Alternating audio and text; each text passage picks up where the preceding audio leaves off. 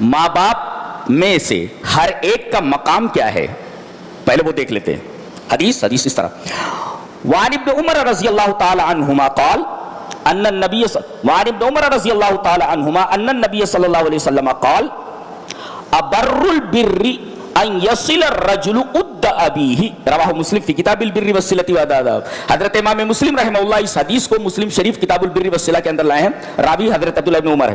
حضرت عبداللہ ابن عمر فرماتے ہیں کہ نبی کریم صلی اللہ علیہ وسلم نے ارشاد فرمایا کہ ایک ہوتی ہے نیکی اور ایک ہوتی ہے سب سے بڑی نیکی. ایک ہوتی بر نیکی اور ایک ہوتی ابر البر سب سے بڑی نیکی. تو سب سے بڑی نیکی کیا ہے؟ ہمیں پوچھتے ہیں نیکی کیا ہے، اس میں بتایا جا رہا سب سے بڑی نیکی کیا ہے. سب سے بڑی نیکی یہ ہے کہ آدمی کا باپ مر جائے تو اس کے دوستوں کے ساتھ آدمی صلہ رحمی کرے، یہ سب سے بڑی نیکی ہے. اب بتاؤ، باپ کے دوستوں کے ساتھ اگر صلہ رحمی کرنا اور حسن سلوک کرنا اگر سب سے بڑی نیکی ہے تو باپ کے ساتھ حسن سلوک کرنا کتنی بڑی نیکی ہے آپ تصور نہیں کر سکتے. یہ باپ کا حق ہے جی. اگر سب سے بڑی نیکی اس کے دوستوں کے ساتھ حسن سلوک ہے تو اس کے ساتھ حسن سلوک کرنا کتنی بڑی نیکی ہے. ابر البر ہے، سب سے بڑی نیکیوں میں سب سے بڑی نیکی ہے. یہ باپ کا حق ہے. ماں کا حق کیا ہے؟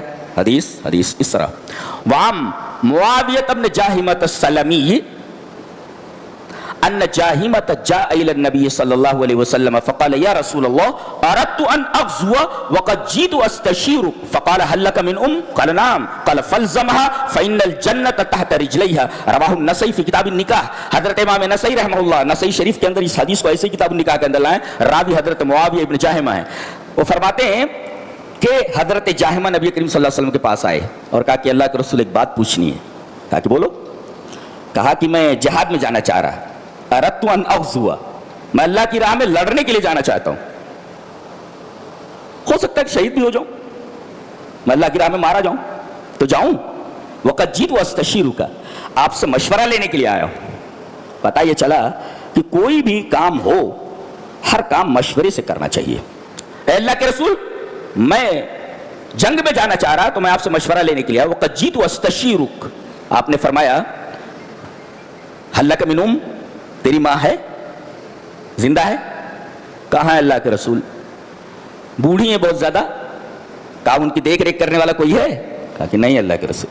کہا کہ فالزمها، تو انہی کے ساتھ رہے.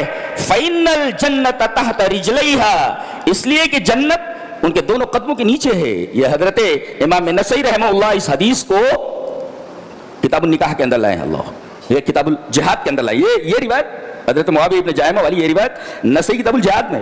یعنی ماں باپ کے ساتھ حسن سلوک کرنا، خاص طور سے ماں کے ساتھ حسن سلوک کرنا، یہ جہاد کرنے کے برابر ہے جی. حضرت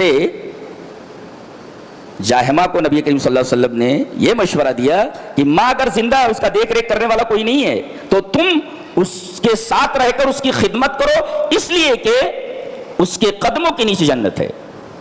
ایک صاحب نے بہت اچھا لکھا ہے، ایک مفسر ہے، کہتا ہے کہ جب تم ماں کے سامنے جاؤ تو اپنے موبائل کو سوئچ آف کر لو. اپنے موبائل کو سوئچ آف کر لو. فإن الدنيا بحذافيرها فداء أمها، کہ دنیا کی تمام چیزیں، پوری دنیا ماں کے قدموں کے اوپر نچھاور کیے جانے کے قابل ہے. تو جب ماں کے پاس پہنچو تو اپنی موبائل سوئچ آف کر لیا کرو. یہ ماں کے احترام اور اس کی محبت کا انداز بتایا گیا ہے کہ ماں کے سامنے اس طریقے کا حسن سلوک ہونا چاہیے. جب تم ماں کے پاس پہنچو تو اپنی موبائل سوئچ آف کر لو، اس لیے کہ فإن الدنيا بحذافيرها فداء أمها، اس لیے کہ پوری کی پوری دنیا یہ تمہاری ماں کے قدموں کی دھول بھی نہیں ہے. تمہارے ماں کے قدموں کی دھول ہے. یہ ماں کا مقام ہے. اللہ